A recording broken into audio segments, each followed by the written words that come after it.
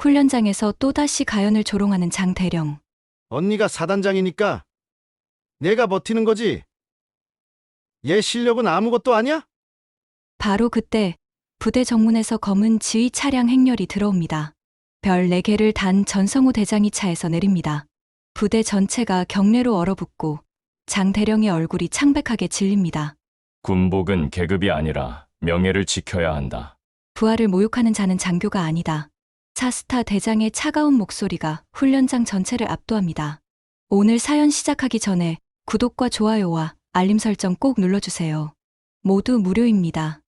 2000년대 중반 경상북도의 한 육군 사단 본부 청사 앞에는 아침 햇살이 비스듬히 내리꽂히고 있었습니다.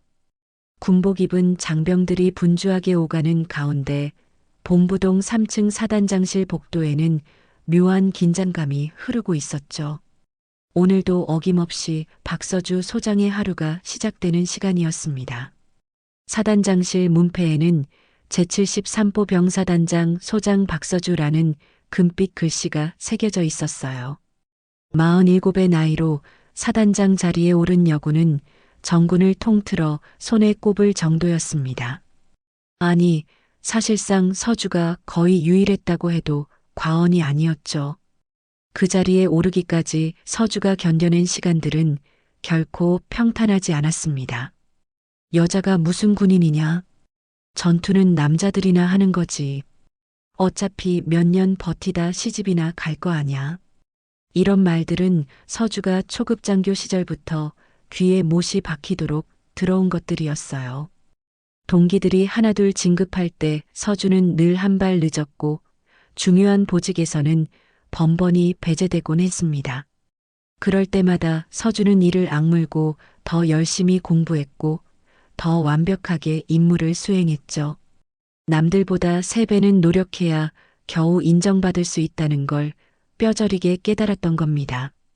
그렇게 25년의 세월을 버텨낸 끝에 서주는 마침내 별 2개를 달게 되었어요. 소장 계급장을 처음 달던 날 서주는 거울 앞에서 한참을 서 있었습니다. 가슴 한편으로는 벅찬 감동이 밀려왔지만 다른 한편으로는 씁쓸함이 가시지 않았죠. 이 자리에 오기 위해 포기해야 했던 것들이 너무도 많았으니까요. 서주에게는 띠동갑 동생이 하나 있었습니다. 박가연 35살의 육군 대위였죠. 부모님이 늦은 나이에 얻은 딸이라 가연은 언니보다 12살이나 어렸어요. 어릴 적부터 가연은 언니를 무척이나 따랐습니다. 꼿꼿한 군복 차림으로 집에 오는 언니의 모습이 가연에게는 세상 어떤 것보다 멋져 보였거든요. 나도 언니처럼 군인이 될 거야. 고등학교 3학년 때 가연이 말했을 때 서주는 한참을 말없이 동생을 바라보았습니다. 그리고는 조용히 고개를 끄덕였죠. 가연아, 쉽지 않을 거야. 정말 각오해야 해. 알아요, 언니. 언니가 얼마나 힘들게 버텨왔는지 다 봤어요. 그래도 나는 언니처럼 되고 싶어요. 가연의 눈빛은 진지했고 서주는 더 이상 말리지 않았습니다. 어쩌면 동생도 자기만큼 강한 사람이 될 수 있을 거라고 믿었던 거예요. 그렇게 가연도 육군사관학교에 입학했고 이제는 중대장 보직을 맡은 대위가 되어 있었습니다. 소령 진급을 불과 몇 달 앞둔 시점이었죠. 하지만 가연의 부대 생활은 여전히 녹록지 않았어요.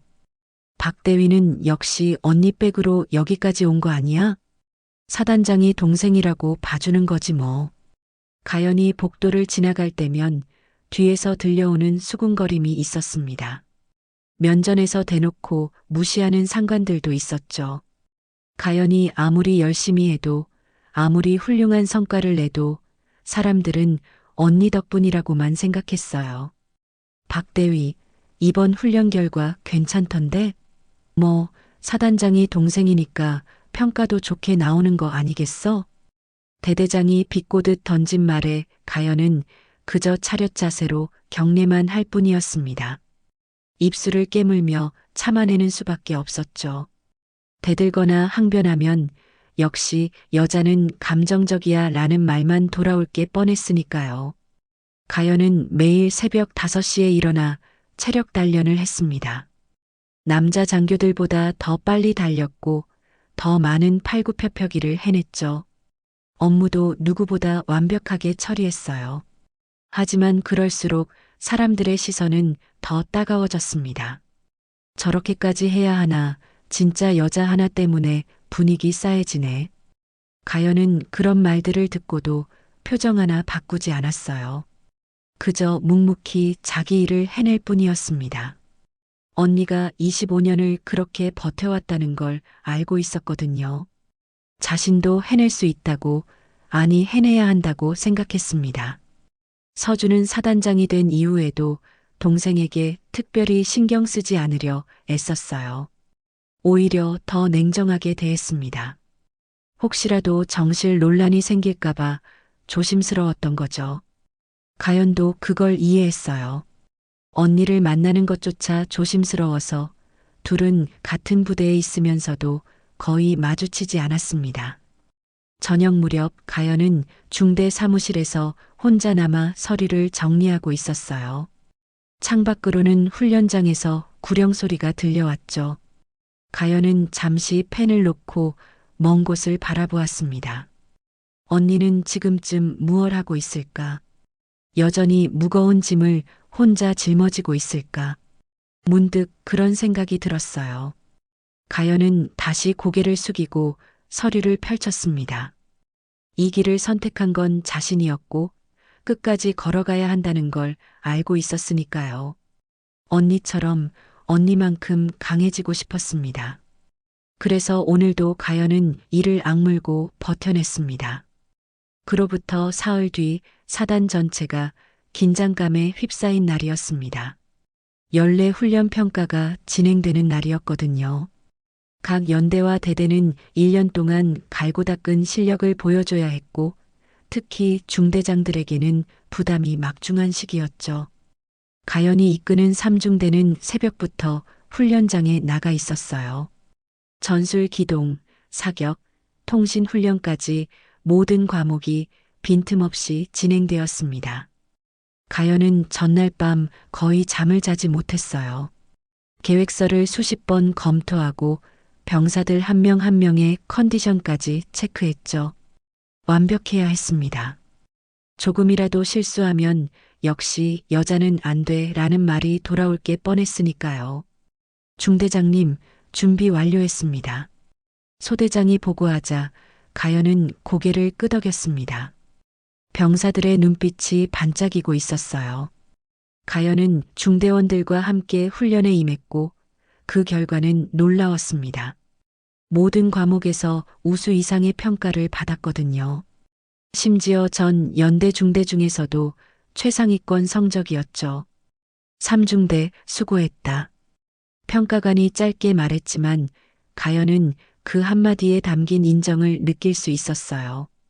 병사들도 환호성을 지르며 서로를 격려했습니다. 가연은 가슴 한편이 뜨거워지는 걸 느꼈죠. 이런 순간이 있어서 버틸 수 있었던 겁니다. 하지만 기쁨은 오래가지 않았어요. 그날 저녁 연대 회식이 있었거든요. 훈련 평가가 끝난 뒤 전통적으로 열리는 자리였습니다. 연대장인 장경훈 대령이 주재하는 자리였죠. 장경훈 대령은 45살의 베테랑 장교였어요. 육사 출신의 전형적인 군인 스타일이었습니다. 목소리가 크고 카리스마가 있었지만 동시에 구시대적인 사고방식을 가진 사람이기도 했죠. 여군에 대해서는 특히 부정적인 시각을 숨기지 않았어요. 자, 오늘 훈련 평가 결과가 나왔다. 전체적으로 양호했어. 장 대령이 소주잔을 들며 말을 이었습니다. 식당 안은 이미 술 기운으로 달아오르고 있었어요. 장교들과 부사관들이 빼곡히 앉아 있었고 가연은 구석 자리에 조용히 앉아 있었습니다. 특히 1중대하고 2중대가 잘했어. 역시 우리 연대의 주력이지. 장 대령은 1중대장과 2중대장을 치켜 세웠습니다. 두 사람 모두 남자 대위였죠. 반면 삼중대에 대한 언급은 없었어요. 가연은 잔을 만지작거리며 시선을 내리깔았습니다. 삼중대도 성적이 좋았던 걸로 아는데요. 최상위권이었습니다. 옆자리에 앉은 부관이 조심스럽게 말했어요. 장 대령은 흠하고 목을 가다듬더니 가연 쪽을 힐끗 쳐다봤습니다. 아, 삼중대. 그래, 뭐 괜찮았지. 병사들이 열심히 했어. 병사들이 열심히 했다는 말이었습니다.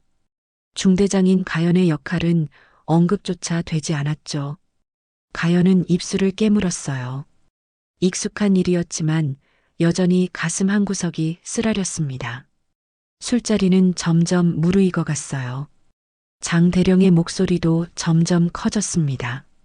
몇 잔을 더 비운 뒤 장 대령은 갑자기 가연을 향해 말을 던졌죠. 박대위, 오늘 훈련 어땠어? 많이 힘들었지?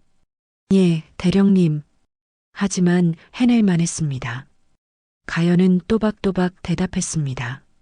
장 대령은 비죽 웃더니 주변 장교들을 둘러보았어요. 박대위는 참 대단해. 여자 몸으로 여기까지 올라왔으니까. 잠시 뜸을 들이더니 장 대령이 다시 입을 열었습니다. 물론 언니가 별 2개 사단장이니까 좀 편하긴 하겠지만 말이야. 순간 식당 안 분위기가 미묘하게 변했습니다. 누군가 헛기침을 했고 어색한 웃음이 여기저기서 새어나왔어요. 가연은 얼굴이 굳어졌습니다. 대령님, 저는 제 실력으로. 아이고, 괜찮아, 괜찮아. 인정할 건 인정해야지. 누가 뭐래도 박서주 소장 동생이잖아. 그게 엄청난 백그라운드지. 장 대령은 술잔을 들어 단숨에 비웠습니다. 그리고는 목소리를 더 높였죠. 술 기운이 완전히 오른 듯 했습니다. 근데 말이야, 네 언니가 별 2개 사단장이면 뭐 어쩌라는 거야? 가연은 숨이 멎는 것 같았어요. 주변 사람들도 당황한 기색이 역력했습니다. 부관이 조심스럽게 장 대령의 팔을 잡으려 했지만 장 대령은 손을 뿌리치며 계속 말을 이었어요. 난 대통령이야. 대통령? 술기운에 내뱉은 그 한마디는 식당 전체에 울려 퍼졌습니다. 몇몇은 당황해서 어색하게 웃었고 몇몇은 고개를 푹 숙였죠. 분위기가 싸늘하게 얼어붙었습니다. 가연의 얼굴은 새빨개졌습니다. 분노인지 수치심인지 알 수 없는 감정이 복받쳐 올랐죠. 눈물이 핑 돌았지만 절대 흘릴 수는 없었어요. 지금 눈물이라도 보이면 역시 여자는 약해라는 말만 돌아올 테니까요.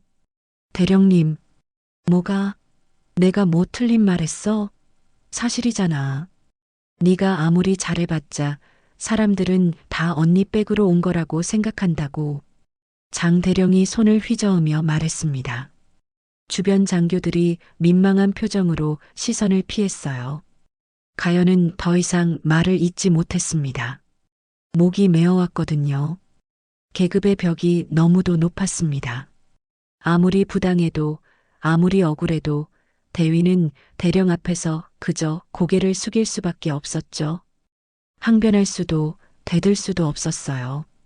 자, 다들 마셔. 오늘 고생들 했어. 장 대령이 분위기를 바꾸려는 듯 크게 소리쳤지만 이미 자리는 어색함과 긴장감으로 가득했습니다. 가연은 잔을 든 채 그대로 굳어 있었어요. 손이 미세하게 떨렸습니다. 부하 장교들과 병사들은 그 장면을 똑똑히 목격했어요. 중대장이 연대장에게 공개적으로 모욕당하는 모습을 말이죠. 소문은 순식간에 퍼져나갈 게 분명했습니다. 회식이 끝나고 가연은 홀로 막사로 돌아왔어요.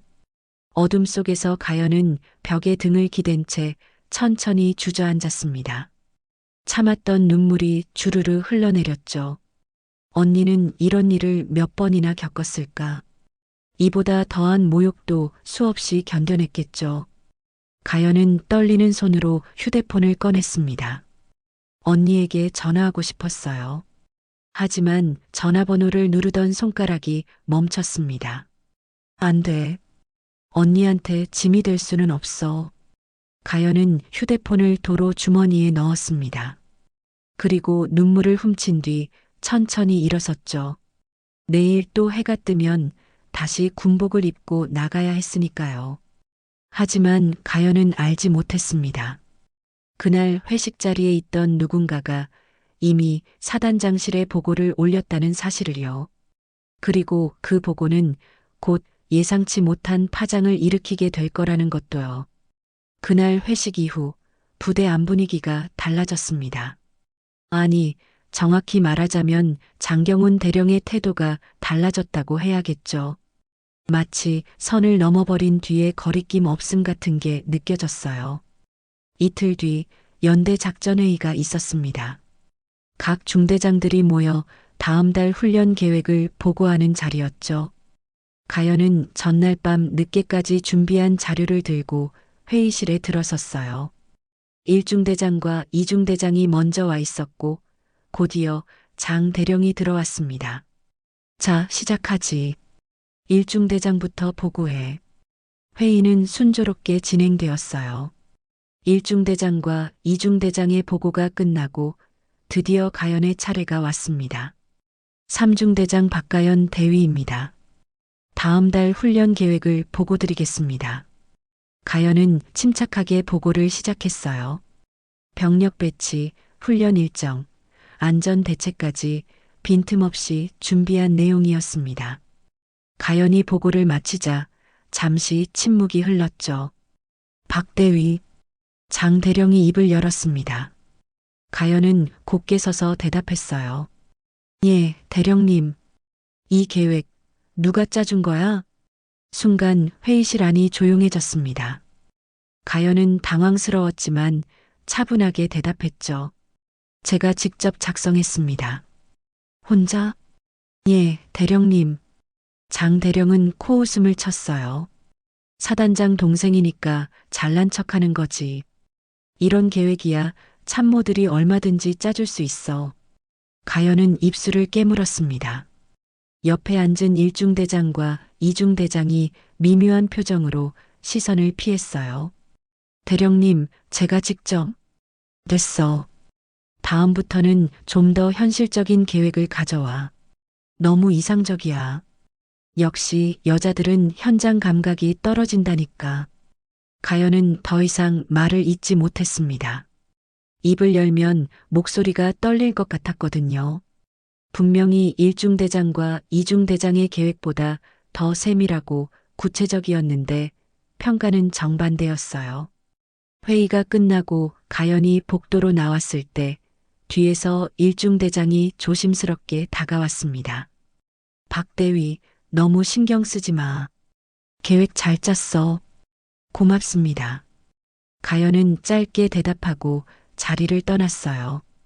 위로의 말조차 가슴 한편을 더 아프게 했으니까요. 그날 이후 장 대령의 태도는 더욱 노골적으로 변했습니다. 조회 시간에 3중대 훈련 결과를 보고하면 사단장 눈치 보느라 평가도 후하게 나오는구만이라고 비꼬았어요. 다른 장교들 앞에서였죠. 작전 계획을 제출하면 언니한테 도움받았어? 라고 물었습니다. 가연이 아무리 부인해도 믿지 않는다는 표정이었어요. 심지어 훈련장에서 병사들을 지도하고 있을 때도 장 대령이 지나가다 큰 소리로 말했습니다. 여자 중대장이라 병사들도 힘들겠네. 뭐 사단장 동생이니 내쫓을 수도 없고. 병사들 앞에서였습니다. 가연은 얼굴이 화끈거렸지만 계속 훈련을 진행할 수밖에 없었죠.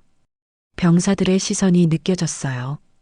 동정인지 경멸인지 알 수 없는 눈빛들이었습니다. 소문은 빠르게 퍼져나갔어요. 회식 자리에서 있었던 일은 부대 전체에 알려졌고 사람들은 수군거렸습니다. 박 대위 들었어? 연대장님이 대놓고 말했대. 별 2개 사단장 동생이면 뭐 어쩌냐고, 자긴 대통령이라고. 완전 제대로 걸렸네. 그동안 언니 백으로 여기까지 온 거잖아. 중대장 자리도 사단장이 밀어줘서 받은 거 아니야? 식당에서, 복도에서, 훈련장에서 가연의 귀에 그런 말들이 들려왔습니다. 가연이 지나가면 대화가 뚝 끊겼다가 멀어지면 다시 웅성거리는 소리가 들렸죠. 부사관들도 달라졌어요. 전에는 가연의 지시를 잘 따랐는데 이제는 미묘하게 저항하는 태도를 보였습니다. 중대장님, 이 방식은 좀 비효율적인 것 같은데요. 원래 우리는 이렇게 안 했는데. 사소한 것 하나하나에 딴지를 걸었어요. 가연의 권위는 조금씩 흔들리기 시작했습니다. 가장 힘든 건 병사들의 변화된 시선이었어요. 전에는 가연을 따르던 병사들도 이제는 의심의 눈초리로 바라봤습니다. 중대장님, 진짜 실력으로 여기까지 오신 거 맞죠? 한 이등병이 무심코 던진 질문이었지만 가연의 가슴에는 날카로운 칼처럼 꽂혔어요. 밤마다 가연은 잠들지 못하고 뒤척였습니다. 분하고 억울했어요. 자신은 그 누구보다 열심히 해왔는데 아무도 인정해주지 않았죠. 언니 때문이라는 말만 돌고 돌았습니다. 어느 날 밤 가연은 언니 서주에게 전화를 걸까 망설이다 결국 포기했어요. 언니는 사단장입니다. 이미 짊어진 짐이 너무 무거웠죠. 동생 때문에 곤란한 입장에 처하게 할 수는 없었어요. 오히려 언니의 명예를 지켜야 했습니다. 사람들이 사단장 동생이 저 모양이니 사단장도 별거 아니다 라고 말할까봐 두려웠어요. 언니가 25년 동안 쌓아 올린 것들이 자신 때문에 무너지면 안 됐습니다. 가연은 결심했습니다. 말로는 안 되니 실력으로 보여주는 수밖에 없다고. 다음 달에 있을 대규모 훈련에서 완벽한 성과를 내겠다고 다짐했죠. 그날부터 가연은 새벽 4시에 일어나 훈련 계획을 세웠어요. 밤늦게까지 전술 교범을 공부했고 병사들 한 명 한 명의 특성을 파악했습니다. 주말도 반납하고 훈련장에 나가 지형을 익혔죠. 체력 단련도 더욱 강화했습니다. 남자 장교들보다 2배는 더 뛰었고 더 많은 근력 운동을 해냈어요. 몸은 녹초가 되었지만 그래야 마음이라도 편했습니다. 병사들은 그런 가연의 모습을 지켜보았어요. 어떤 병사들은 여전히 의심의 눈초리였지만 어떤 병사들은 조금씩 마음을 열기 시작했습니다. 중대장님, 너무 무리하시는 거 아니에요? 일병 하나가 걱정스럽게 물었을 때 가연은 씁쓸하게 웃었어요. 괜찮아. 이 정도는 해야지. 가연은 알고 있었습니다. 자신은 남들보다 3배는 더 노력해야 겨우 인정받을 수 있다는 걸. 언니가 그랬듯이 말이에요. 밤하늘을 올려다보며 가연은 조용히 다짐했습니다. 다음 훈련에서 반드시 최고의 성과를 내겠다고. 그래서 모든 사람들에게 증명하겠다고. 자신의 자리는 실력으로 얻은 것이라고. 드디어 대규모 전술 훈련 날이 밝았습니다. 이번 훈련은 사단 전체가 참가하는 연례 최대 규모의 행사였어요. 각 연대와 중대의 실력이 적나라하게 드러나는 자리였죠. 가연은 이날을 위해 한 달 내내 준비해 왔습니다. 새벽 5시 집결지에는 이미 3중대 병사들이 모여 있었어요.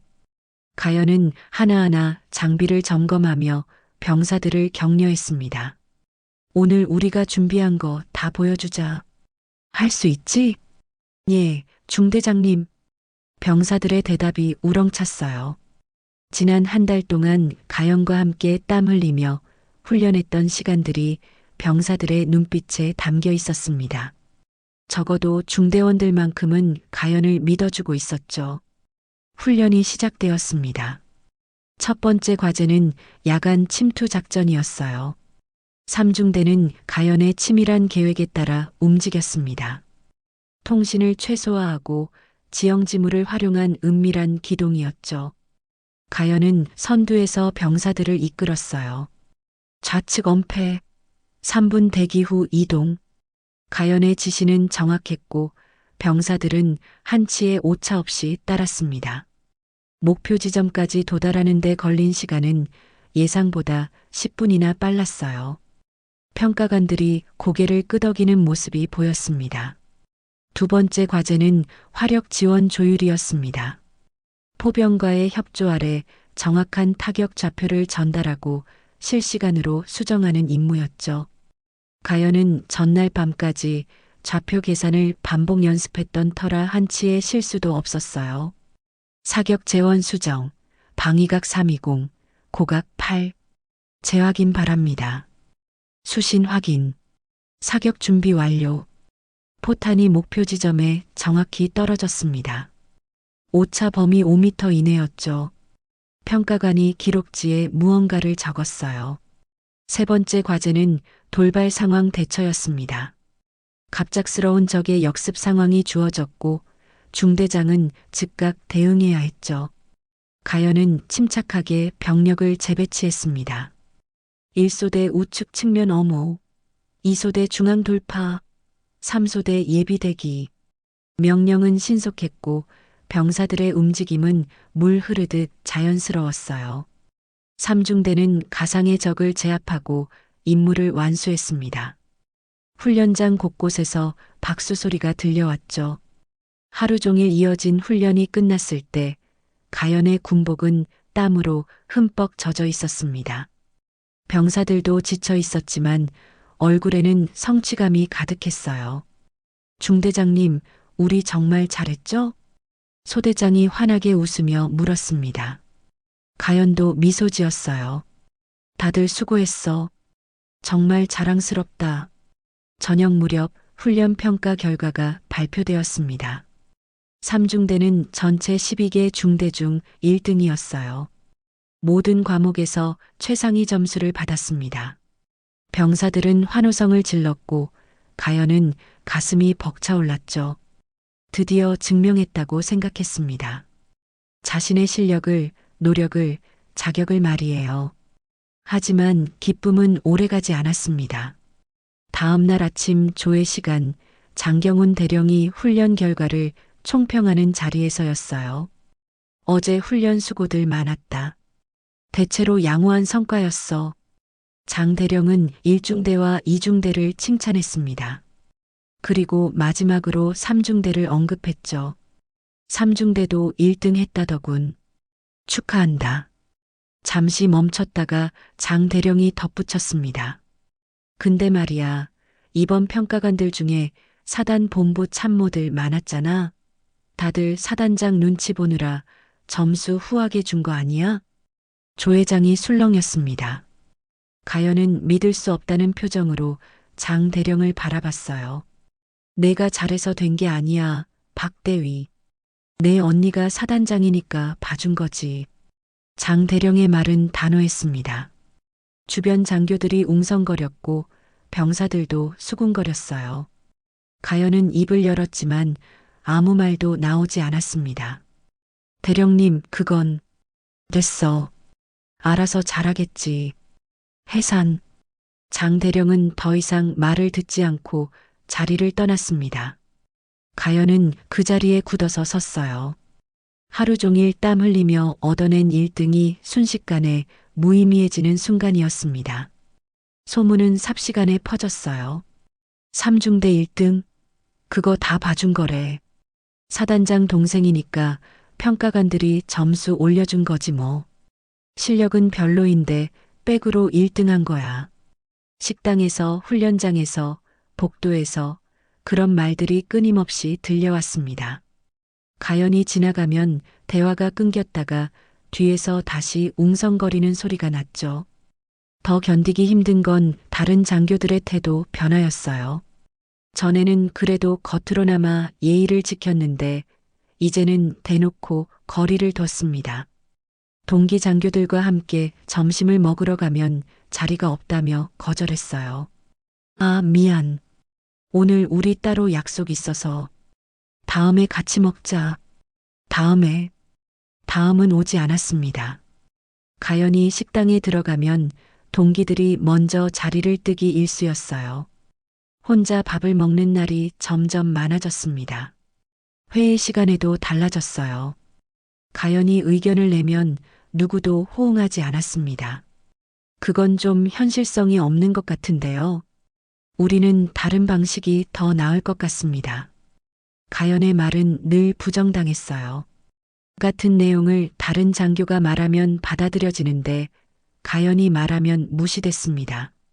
심지어 가깝게 지내던 선배 대위마저 거리를 뒀어요. 어느 날 복도에서 마주쳤을 때였습니다. 선배님.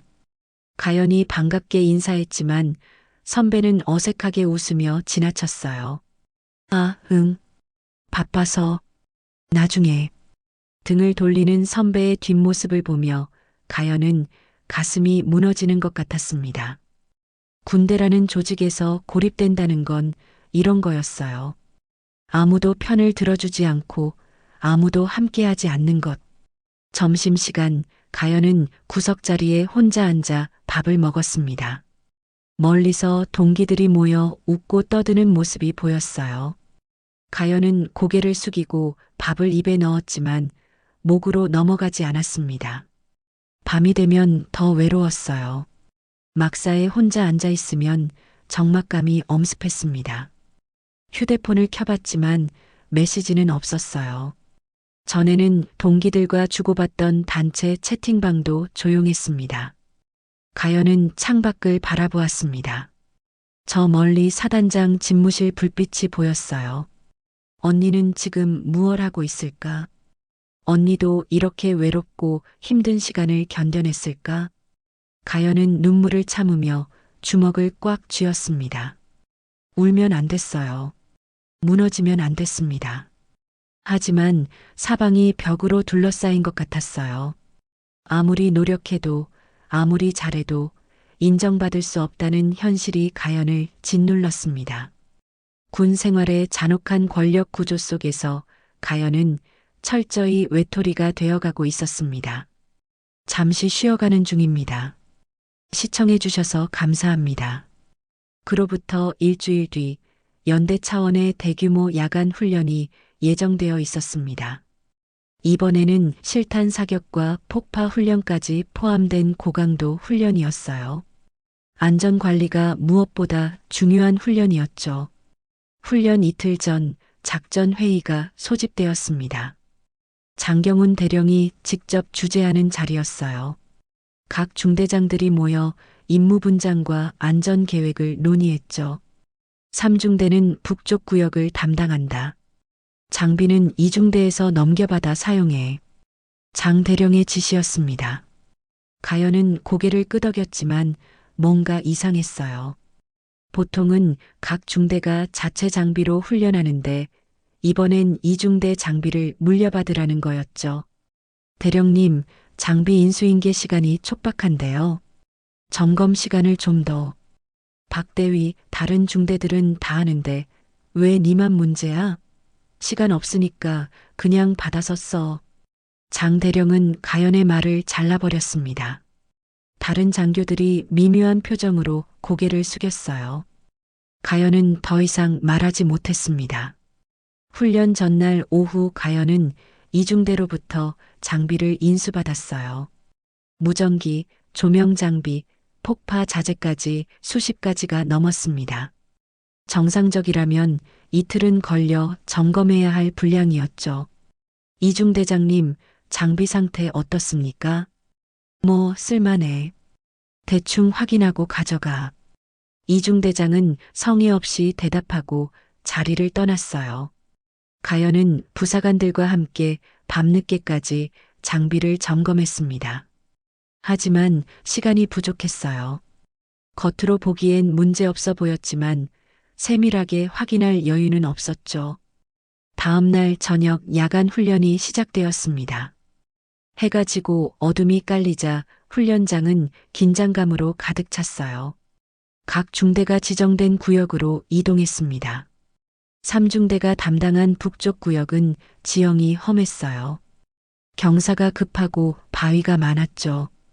가연은 병사들을 배치하고 무전기로 상황을 보고했습니다. 3중대 배치 완료. 수신 확인. 훈련 시작. 첫 번째 과제는 야간 기동이었어요. 조명탄을 활용해 이동 경로를 확보하는 임무였습니다. 가연이 조명탄 발사 명령을 내렸죠. 1소대 조명탄 발사. 그런데 조명탄이 제대로 터지지 않았어요. 희미하게 빛나다 이내 꺼져버렸습니다. 가연은 당황했지만 예비 장비를 꺼내라고 지시했어요. 예비 조명탄으로 교체. 하지만 예비 조명탄도 마찬가지였습니다. 불량품이었던 거예요. 훈련장은 어둠에 휩싸였고 병사들이 우왕좌왕하기 시작했습니다. 중대장님, 무전기도 잡음이 심합니다. 통신병이 다급하게 보고했어요. 무전기에서는 지직거리는 소리만 들렸습니다. 연대 본부와 교신이 제대로 되지 않았죠. 설상가상으로 폭파 훈련 자재를 점검하던 부사관이 달려왔습니다. 중대장님, 폭파 자재 일부가 규정과 다릅니다. 안전핀 상태도 불량하고요. 가연은 식은땀이 흘렀어요. 이대로 훈련을 진행하면 큰 사고로 이어질 수 있었습니다. 가연은 즉시 훈련 중단을 요청했죠. 연대본부 3중대입니다. 장비 불량으로 훈련 중단 요청합니다. 하지만 무전기 잡음 때문에 제대로 전달되지 않았어요. 몇 번을 반복해도 마찬가지였습니다. 가연은 직접 뛰어가 보고하기로 했죠. 그때였습니다. 어둠 속에서 섬광이 번쩍였고 폭음이 울려 퍼졌어요. 이소대에서 폭파 훈련을 진행하던 중 자재 불량으로 예상치 못한 폭발이 일어난 거였습니다. 다행히 부상자는 없었지만 아찔한 순간이었어요. 훈련은 즉시 중단되었습니다. 장경훈 대령이 급히 현장으로 달려왔고 얼굴이 붉게 상기되어 있었어요. 박대위, 지금 무슨 일이야? 대령님, 장비 불량으로. 장비 불량? 네가 제대로 점검 안 한 거 아니야. 장 대령의 목소리가 훈련장에 울려 퍼졌습니다. 다른 중대 장교들과 병사들이 모두 지켜보고 있었어요. 점검 시간이 부족해서 말씀드렸었는데 변명하지 마. 중대장이 책임지고 관리해야 할 거 아냐. 이렇게 중요한 훈련을 망쳐놓고. 가연은 할 말을 잃었습니다. 분명히 장 대령이 촉박한 일정을 강요했고 충분한 점검 시간을 주지 않았는데 이제 와서 모든 책임을 가연에게 떠넘기는 거였어요. 봐라, 이래서 여구는 안 된다니까. 장 대령이 손가락으로 가연을 가리키며 소리쳤습니다. 여자들은 기본적으로 세밀함이 부족해. 안전관리 같은 중요한 일은 맡길 수가 없다고. 주변이 조용해졌어요. 병사들이 숨죽이며 지켜보고 있었습니다. 가연의 얼굴은 창백해졌죠. 이 사건은 군단 감사에 회부하겠어. 박대위 각오해. 군단 감사라는 말에 가연은 온몸이 얼어붙는 것 같았습니다. 군단 감사에 회부되면 징계는 물론이고 진급도 물 건너가는 거였어요. 자칫하면 옷을 벗어야 할 수도 있었습니다. 다음 날부터 가연은 대기 발령 상태가 되었습니다. 중대장 업무에서 배제되고 조사를 기다리는 처지가 된 거예요. 소령 진급은커녕 군 생활 자체가 위태로워졌습니다. 복도를 걸을 때마다 사람들의 수군거림이 들렸어요. 결국 터졌네. 실력도 없으면서 자리만 차지하고 있더니 여자가 중대장 하는 게 무리였어. 이런 큰 사고가 날 줄 알았지. 사단장 동생이라고 봐줬는데 이젠 끝이야. 가연은 식당에도 가지 못했습니다. 사람들의 시선이 너무 따가웠거든요. 막사에 혼자 있는 시간이 많아졌어요. 밤이 되자 가연은 창밖을 멍하니 바라보았습니다. 눈물이 주르르 흘러내렸죠. 참고 참았던 눈물이 터져버렸어요. 여기까지인가. 가연은 절망에 빠졌습니다. 아무리 노력해도 아무리 버텨도 결국 이렇게 끝나는구나 싶었어요. 언니처럼 될 수 있다고 믿었던 게 잘못이었을까? 애초에 이 길을 선택한 게 실수였을까? 가연은 휴대폰을 꺼내 들었습니다. 언니에게 전화하고 싶었어요. 하지만 손가락이 떨려서 번호를 누를 수가 없었습니다. 언니한테 무슨 말을 해야 할까? 미안하다고? 실망시켜서 죄송하다고?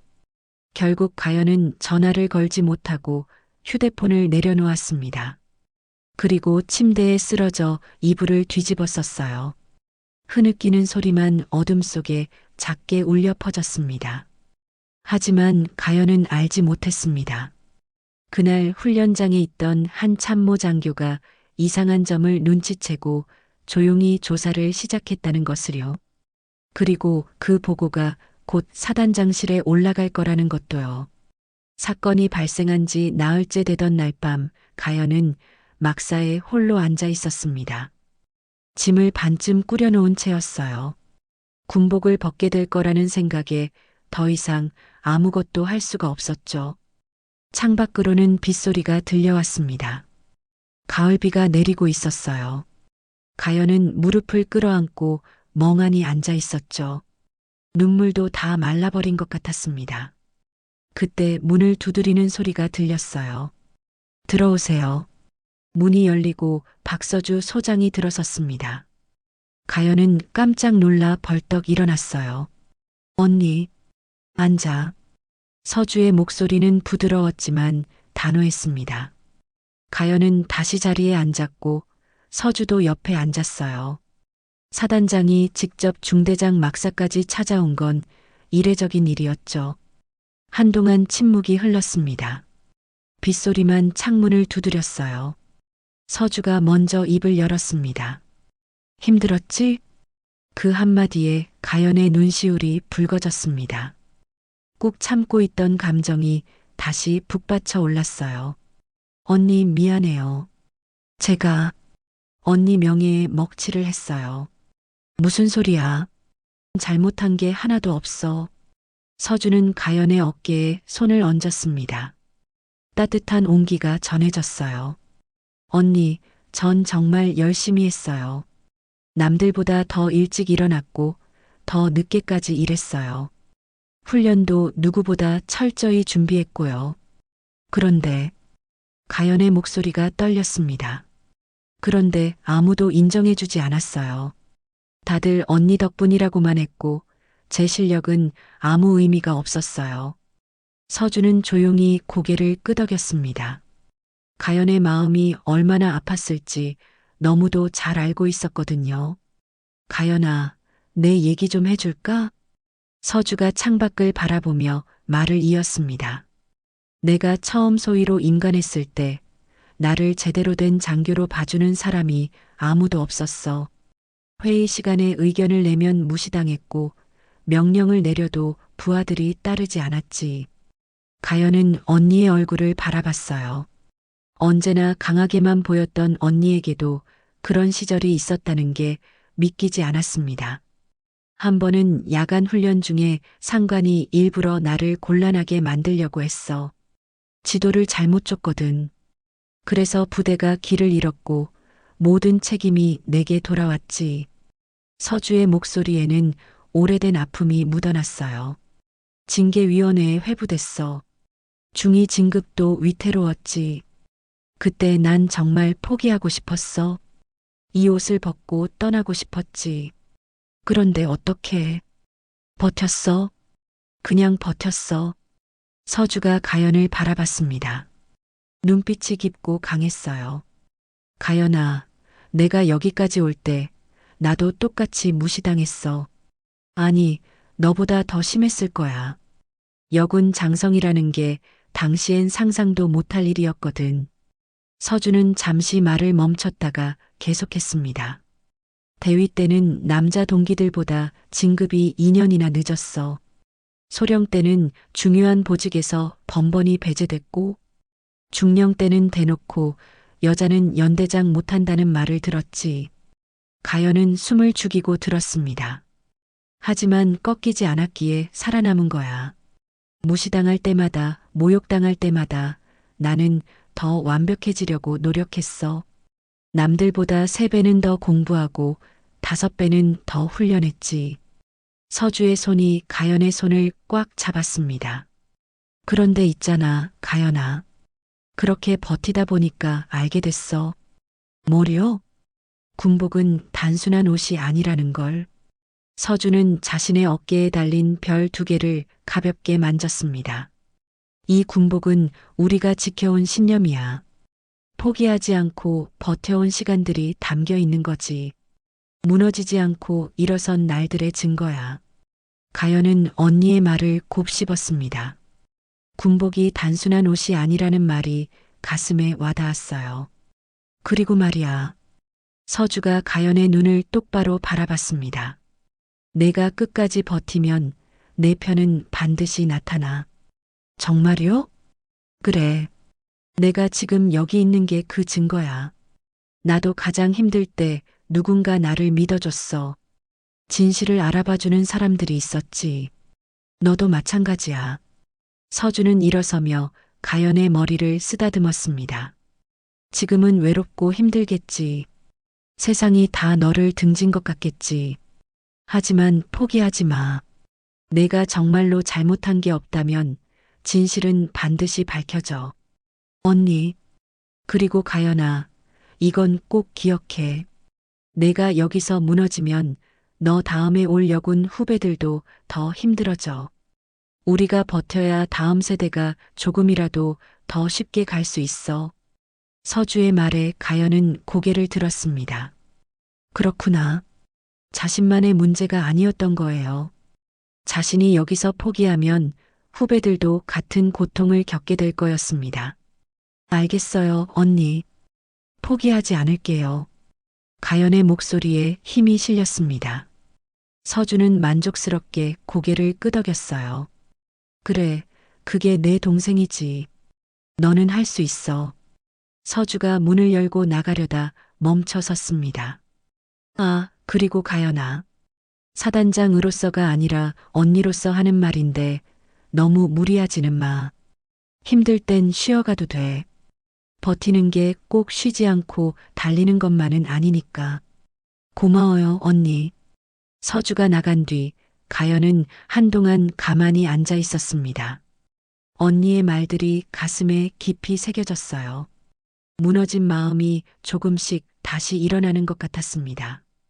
가연은 반쯤 꾸려놓았던 짐을 다시 풀기 시작했습니다. 군복을 정리하고 책상 위 서류들을 펼쳤어요. 포기하지 않기로 했으니까요. 다음 날 아침 가연은 새벽 4시에 일어났습니다. 예전처럼 체력 단련복으로 갈아입고 밖으로 나갔어요. 훈련장으로 향했죠. 비는 그쳤지만 땅은 아직 젖어 있었습니다. 가연은 묵묵히 뛰기 시작했어요. 1바퀴, 2바퀴, 3바퀴. 숨이 차올랐지만 멈추지 않았습니다. 땀이 흘러내렸어요. 하지만 이상하게 마음은 가벼워졌습니다. 달리면서 가연은 생각했죠. 자신이 여기까지 온 이유를, 군복을 입은 이유를 말이에요. 해가 떠오르기 시작했습니다. 붉은 아침 햇살이 훈련장을 비췄어요. 가연은 멈춰서서 그 빛을 바라봤습니다. 새로운 날이 밝았어요. 오후에는 중대 사무실로 돌아갔습니다. 비록 대기 발령 상태였지만 할 수 있는 일은 있었어요. 다음 훈련 계획을 세우기 시작했죠. 서류를 펼치고 전술 교범을 꺼냈습니다. 언니가 말했잖아요. 끝까지 버티면 편이 나타난다고. 그때를 위해 준비해야 했습니다. 가연은 펜을 들고 꼼꼼히 계획을 작성하기 시작했어요. 밤이 깊어갔지만 가연은 멈추지 않았습니다. 창밖으로 별들이 반짝였어요. 어둠 속에서도 빛은 있었습니다. 가연도 이 어둠을 견뎌낼 거예요. 언니가 그랬듯이 말이죠. 책상 위 군복 모자를 바라보며 가연은 조용히 다짐했습니다. 이 군복의 무게를, 그 의미를 끝까지 지켜내겠다고. 스스로의 명예를, 그리고 후배들이 걸을 길을 위해서라도 말이에요. 가연의 눈빛에는 다시 불꽃이 타오르고 있었습니다. 그로부터 일주일 뒤 사단 전체가 참가하는 대규모 훈련 평가가 예정되어 있었습니다. 1년에 한 번 있는 가장 큰 행사였죠. 육군 본부에서도 평가단이 내려오고 각 부대의 실력이 총집결되는 자리였어요. 가연은 대기 발령 상태였지만 평가에는 참관하도록 되어 있었습니다. 중대장 자격은 아니었지만 관찰자로서 훈련장에 나가야 했죠. 아침 6시 훈련장에는 수백 명의 장병들이 집결해 있었습니다. 각 연대와 중대가 질서정연하게 도열했어요. 사단장 박서주 소장을 비롯해 주요 지휘관들도 모두 참석했죠. 날씨는 맑았습니다. 가을 하늘이 높고 푸르렀어요. 하지만 가연의 마음은 무거웠습니다. 동료들 사이에 서 있지만 여전히 외톨이 같았거든요. 훈련이 시작되었습니다. 각 중대가 순서대로 기동 훈련을 선보였어요. 1중대, 2중대가 차례로 임무를 수행했고 평가단이 점수를 매겼죠. 3중대 차례가 왔습니다. 가연 대신 임시로 배치된 중대장이 지휘를 맡았어요. 병사들은 열심히 움직였지만 뭔가 어색했습니다. 호흡이 맞지 않았거든요. 훈련이 끝나고 중간 평가 시간이 주어졌습니다. 각 부대 지휘관들이 모여 평가단의 의견을 듣는 자리였어요. 가연도 멀리서 지켜보고 있었습니다. 장경훈 대령이 평가단 앞에서 설명하고 있었어요. 목소리가 컸고 자신감 넘쳐 보였죠. 마치 아무 일도 없었다는 듯이 말입니다. 우리 연대는 전체적으로 우수한 성과를 보였습니다. 특히 1중대와 2중대의 협동작전이 훌륭했습니다. 평가단이 고개를 끄덕였어요. 장 대령은 계속 말을 이었습니다. 3중대는 아시다시피 중대장 교체 과정에 있어서 다소 미흡한 점이 있었습니다만 그때 누군가 물었습니다. 박가연 대위권 말입니까? 예, 그렇습니다. 여군 장교라는 특수성 때문에 여러 어려움이 있었죠. 장 대령의 말에 가연은 주먹을 꽉 쥐었습니다. 여전히 여군을 탓하고 있었던 거예요. 평가단 중 한 명이 서류를 보며 물었습니다. 그런데 조사 보고서를 보니 장비 문제가 있었다던데요?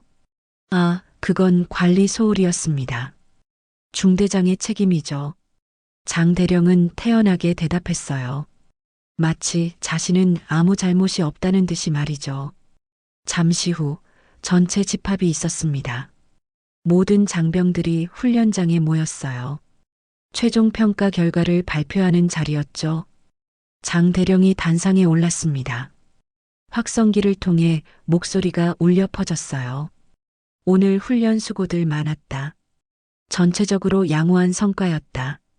박수 소리가 울렸습니다. 장 대령은 각 중대를 언급하며 치하했죠. 특히 1중대와 2중대가 뛰어난 모습을 보여줬다. 연대의 자랑이다. 그리고 3중대를 언급할 차례가 왔습니다.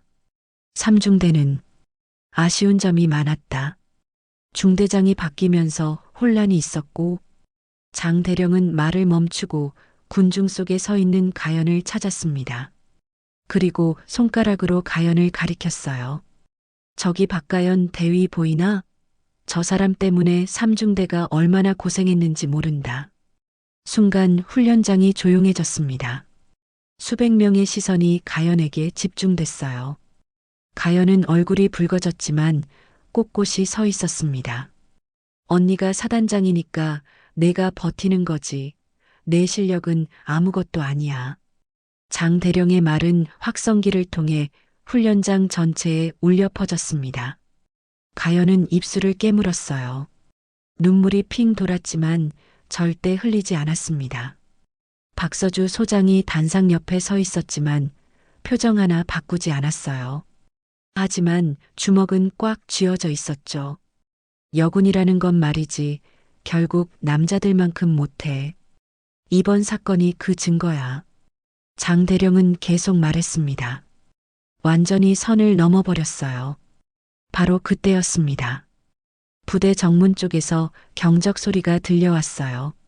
낮고 무겁게 울리는 소리였습니다. 사람들이 고개를 돌렸죠. 검은색 지휘 차량 행렬이 천천히 들어오고 있었습니다. 앞뒤로 경호 차량이 따라붙었어요. 부대에서 보기 드문 규모의 행렬이었죠. 저게 뭐야? 누가 오는 거야? 병사들이 수군거렸습니다. 장 대령도 고개를 돌려 차량을 바라봤어요. 선두 차량이 멈춰 섰습니다. 운전병이 급히 내려와 뒷문을 열었어요. 그리고 한 사람이 차에서 내렸습니다. 50대 중반의 장성이었습니다. 군복에는 별이 4개 달려 있었어요.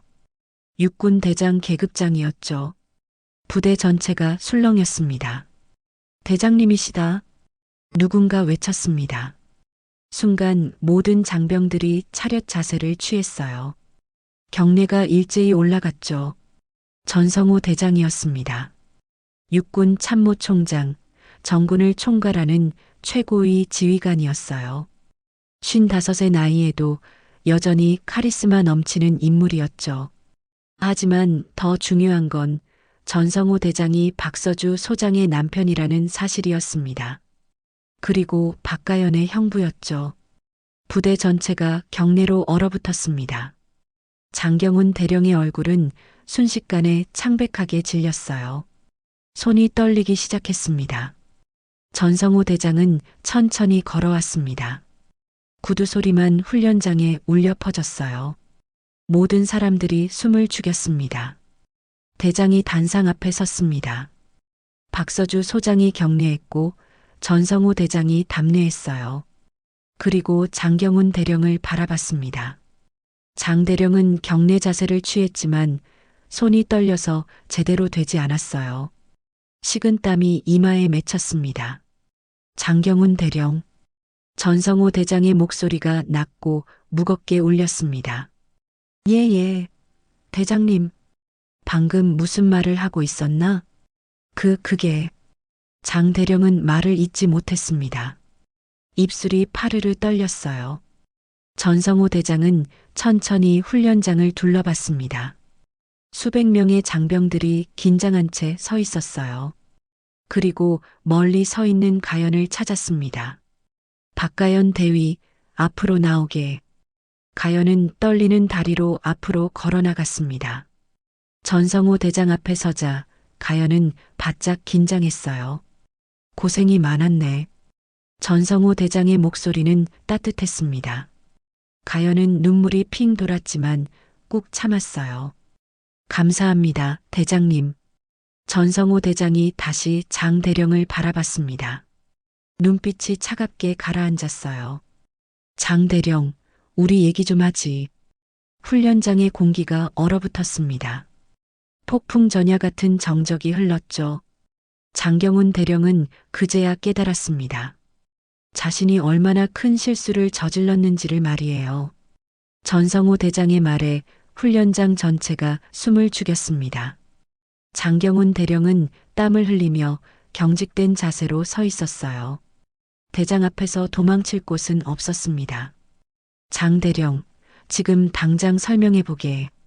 박가연 대위에 대해 무슨 말을 한 건가? 그건 훈련 평가 과정에서 내가 들은 바로는 자네가 회식 자리에서 이런 말을 했다더군. 네 언니가 별 2개 사단장이면 난 대통령이다라고.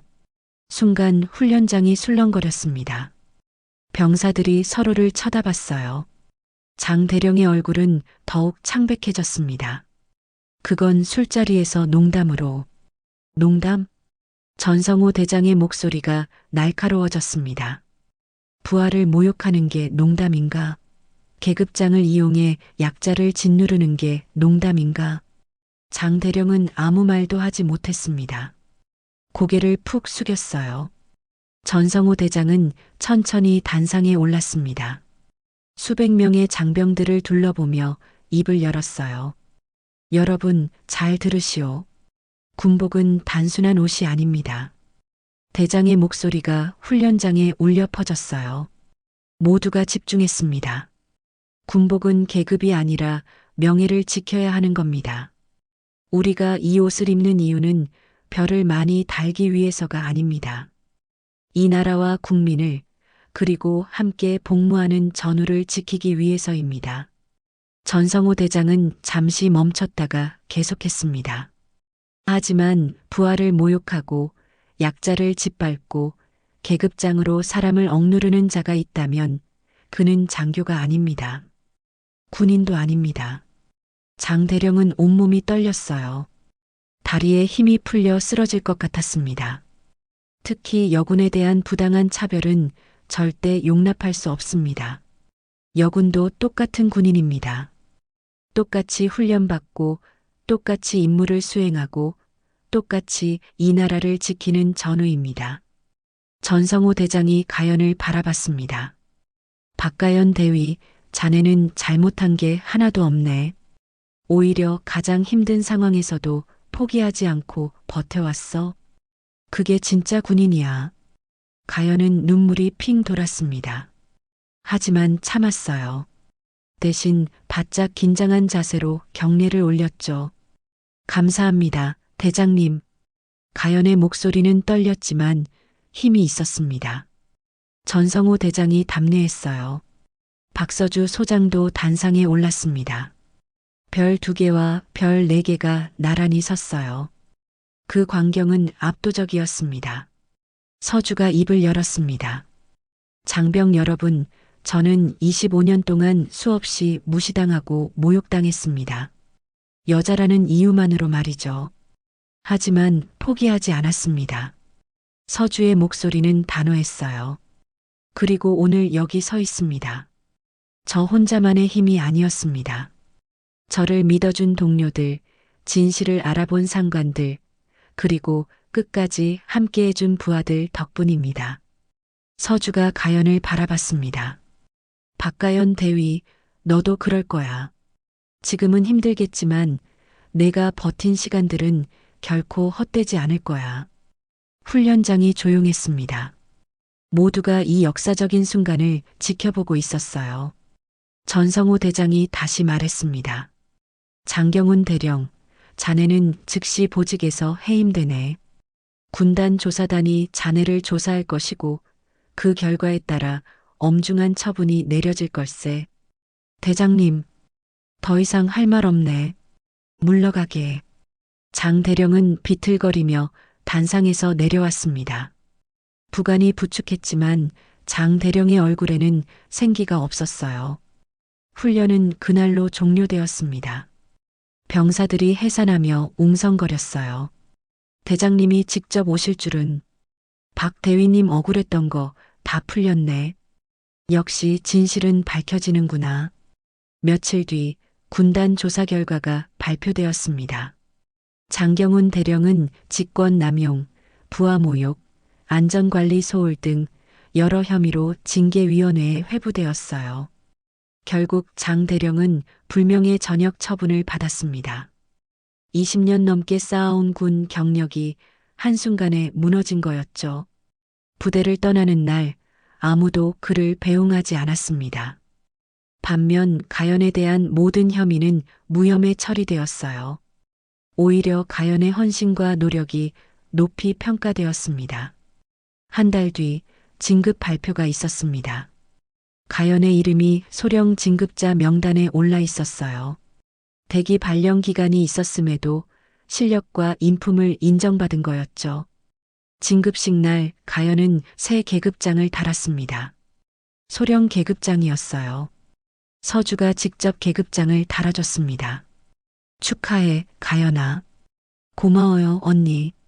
두 사람은 마주보며 미소 지었습니다. 눈물이 핑 돌았지만 행복한 눈물이었어요. 힘들었지? 괜찮았어요. 언니가 있었으니까. 이제 시작이야. 앞으로 갈 길이 더 멀어. 알아요. 잘할 수 있을 것 같아요. 가연은 자신감 넘치는 눈빛으로 말했습니다. 이제 더 이상 예전에 흔들리던 가연이 아니었어요. 진급식이 끝나고 가연은 중대로 돌아왔습니다. 3중대 병사들이 모두 나와 있었어요. 중대장님, 축하드립니다. 병사들이 일제히 격려했습니다. 가연은 미소 지으며 답례했어요. 고마워, 다들. 너희가 있어서 여기까지 올 수 있었어. 병사들의 얼굴에도 미소가 번졌습니다. 가장 힘들 때 함께했던 중대원들이었거든요. 그날 저녁 가연은 혼자 훈련장을 걸었습니다. 해가 지고 노을이 아름답게 물들어 있었어요. 가연은 멈춰서서 그 풍경을 바라봤습니다. 여기까지 오는 길이 쉽지 않았습니다. 수없이 넘어졌고 수없이 상처받았어요. 포기하고 싶었던 순간도 많았죠. 하지만 가연은 이겨냈습니다. 언니처럼 차별을 뚫고 일어섰어요. 그리고 깨달았습니다. 군복은 단순한 옷이 아니라는 것을. 군복은 지켜온 신념이고 버텨온 시간이고 포기하지 않은 의지였습니다. 그리고 앞으로 올 후배들을 위한 길이기도 했어요. 가연은 어깨에 계급장을 만졌습니다. 소령 계급장이 반짝였어요. 이제 가연은 알고 있었습니다. 자신이 왜 이 길을 걸어야 하는지를 말이에요. 멀리서 서주가 걸어오는 게 보였습니다. 가연은 미소 지으며 손을 흔들었어요. 서주도 손을 흔들며 다가왔죠. 자매는 나란히 서서 노을을 바라봤습니다. 별 2개와 무궁화 2송이가 석양빛에 빛났어요. 언니, 나 잘할 수 있을까요? 당연하지. 넌 이미 증명했잖아. 앞으로도 힘든 일이 많겠죠? 그럴 거야. 하지만 넌 해낼 수 있어. 나처럼 말이야. 가연은 고개를 끄덕였습니다. 이제 두렵지 않았어요. 언니가 걸어온 길을 따라갈 자신이 있었습니다. 그리고 언젠가는 가연도 후배들에게 이 길을 보여줄 거였어요. 여자라는 이유로 차별받지 않는, 실력으로 인정받는 그런 길을 말이에요. 해가 완전히 졌습니다. 하지만 어둠 속에서도 별들이 빛나기 시작했어요. 가연과 서주는 그 별빛 아래 나란히 서 있었습니다. 군복을 입은 2자매, 차별을 뚫고 일어선 2군인의 모습은 그 자체로 아름다웠습니다. 그리고 그 모습은 앞으로 올 많은 여군들에게 희망이 될 거였어요. 가연은 마음속으로 다짐했습니다. 이 길을 끝까지 걸어가겠다고. 언니처럼, 아니 언니보다 더 멋진 군인이 되겠다고. 그렇게 가연의 새로운 시작이 밝았습니다. 오늘 사연 마음에 드셨다면 구독과 좋아요와 알림 설정 꼭 눌러주세요. 모두 무료입니다. 시청해주셔서 감사합니다.